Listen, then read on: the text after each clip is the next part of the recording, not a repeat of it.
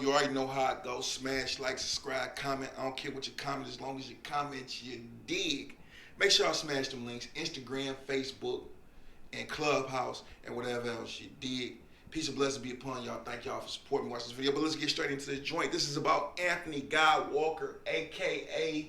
Red Walker.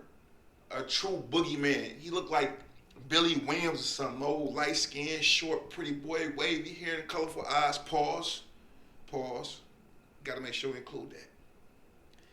You wouldn't expect this guy to be who he is if he lived next door to you. That's why the Morse Holy Quran, don't quote me, I'm paraphrasing. I'm sorry, I'm paraphrasing off the rip, off freestyling. The Holy Quran says, where there appears the least amount of danger, expect the most evil. There's no textbook look to somebody, even though I will say sex offenders, a lot of them look very, very, very different. It's like you can tell when you've been locked up so long, but certain ones you just would not know that they're into this type of stuff, or they just savage, or they'll do something. Man, let's get into the story though, man. I got some Jpays from him.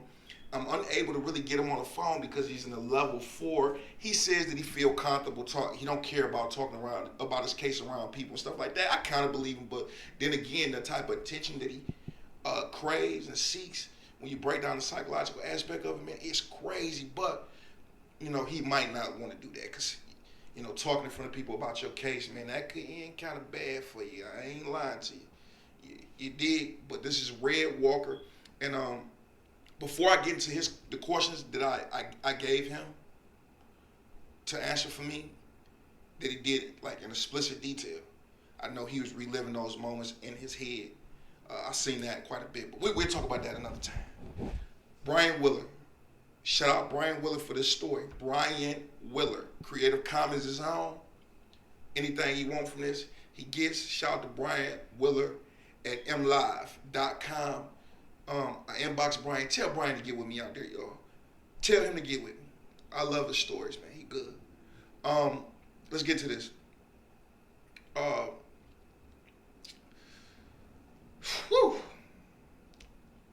Southern prisoner in Keith Guy Walker stabbed a man to death in the Southern Michigan prison in 1986. Will spend the rest of his life in prison for 3 unrelated 1979 murders. Now, remember, he was already in prison for his second time for sexual misconducts out here in the world, okay? Anthony G. Walker was sentenced to 3 life terms in prison Friday in Lenawee County Circuit Court, according to the Associated Press, and of Adrian. You are vile. That's what you are, vile, said Francisco Torres, brother of Yolanda Torres Madison, according to the Telegram.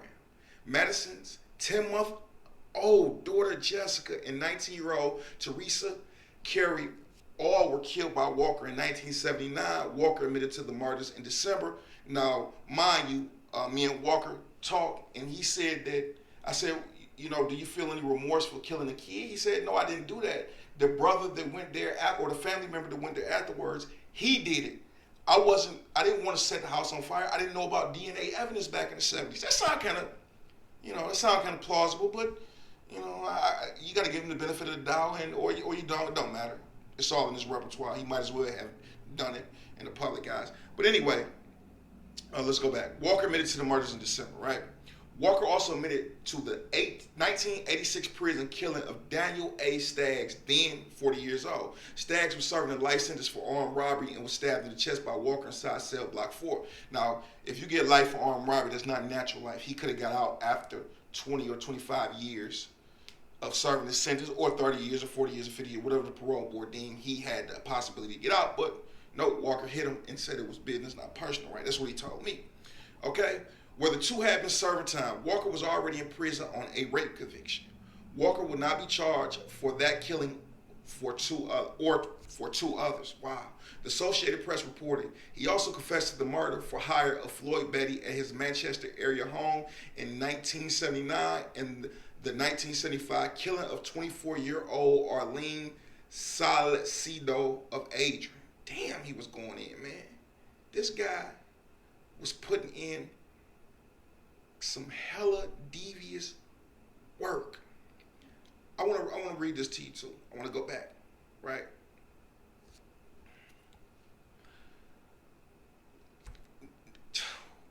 Hey, you ever read something where it just messed you up a little bit? You see how I just had to pause for a second and like, man, dude, this guy did not have any remorse at all.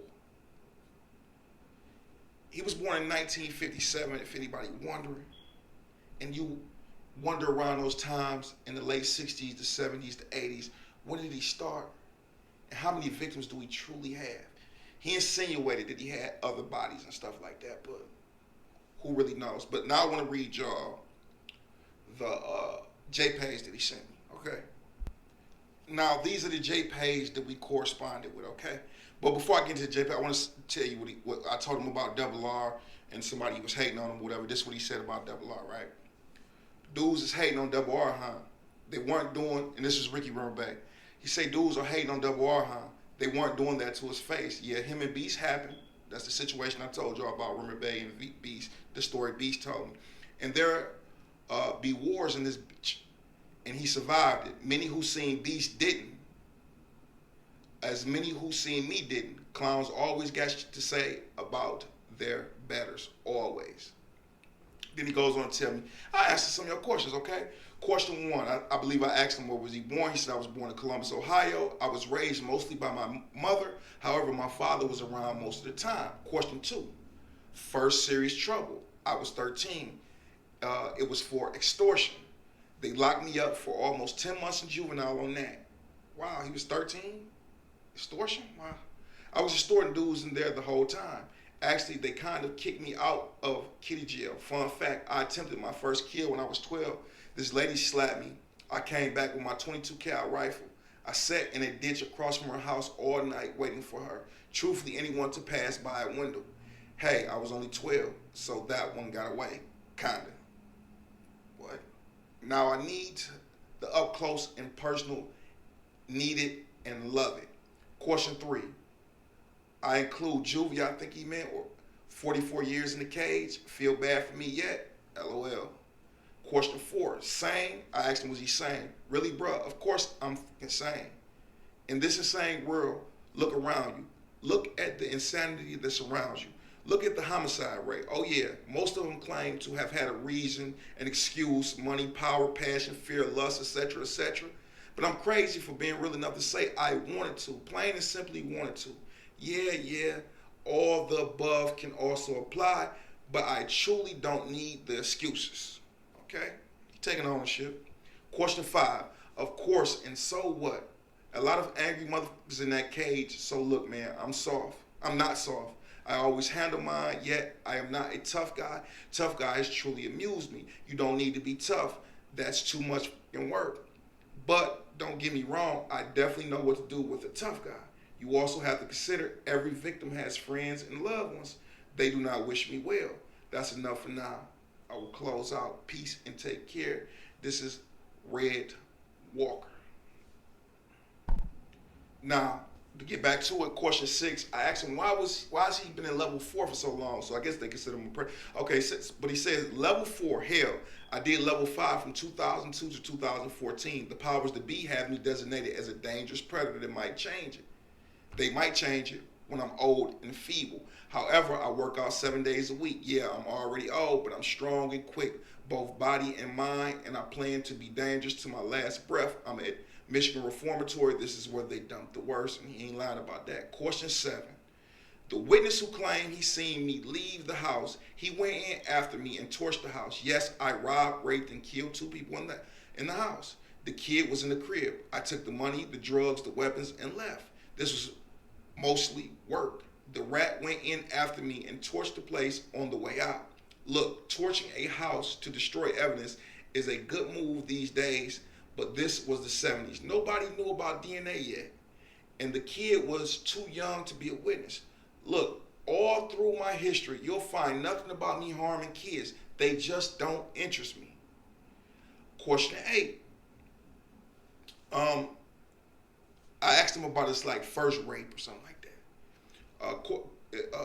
He says it was in an empty class storeroom We messed around, and this is at age 13. It was in an empty class storeroom. We messed around in there a couple times. But all she would do was hand jobs and blow jobs. She wanted me to stay a virgin. I wanted that cherry. So I sat her on the desk and reached for a panty. She said no. I slapped her. I lifted up her skirt and reached. She said no. I slapped her harder. She laid back on the desk. My first rape and my first cherry. No. She and I went back to the same room 2 more times, and each time we had to do the slapping before the sex. Then they changed the lock on the door. Okay, question 9. As a kid, I victimized both kids and adults. As an adult, I just worked on other adults. When you ask if all my victims were females, we have to break that down. If you're talking rape, yes, females. However, in here, you sometimes just need that warm, wet place to it. If you're talking murder, I did more dudes than chicks. I won't bother to break down robberies, extortions, blackmails, etc., etc. You're not really interested in that. I am actually interested in that. He just assumed it, but okay. Question 10, bruh. I cannot fall back on that excuse about being a victim. I can't use that justification. No, I have never been a sexual victim. When I was in kiddie jail, a big dude got in the shower with me and tried me. I stumped him so long and hard, the heel of my right foot took 2 months to heal.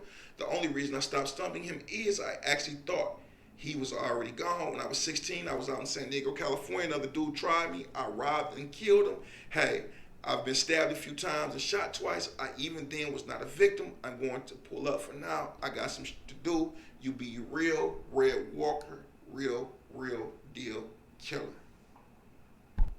Now we're going to get into question 11. I was raised very hands-off. We always had a home and food, yet the old man, my father, was not there most of the time, and my mom's didn't want to be bothered when she was there. Example, at one point in her life, she was a chef, but I did 90% of the cooking in the house, but I honestly believe she gave all she was able to give, mostly small town. However, from a very early age, I would wander off. I stayed in Detroit so much, dudes in the joint called me homeboy. They knew me from the city. It's where they started calling me Red and Murderer. I would just go when and where I felt like going. By the age of 17, I had traveled all over the country, some for pay, some for play, doing and learning. I went to school so little, it was surprising I could even read and write. And when he said pay and play, who knows what he was talking about. But okay, question 12. I asked him about his poems or something like that. And he said, I don't believe my poems to be all that graphic. And that's the poems he was talking about where I need the smell of blood or something like crazy.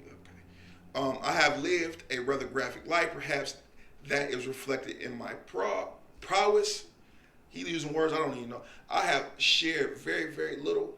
I wish I had someone to share with on a give and take basis. And I don't mean that 50-50 bull. Anyone who thinks any relationship is 50-50, they're just not very bright. Those are the ones missing all the while trying to keep track of that 50-50 BS anyway. Question 13, no, I don't have a book. I have a manuscript that should be a book. It's 9,942 single-space typed pages.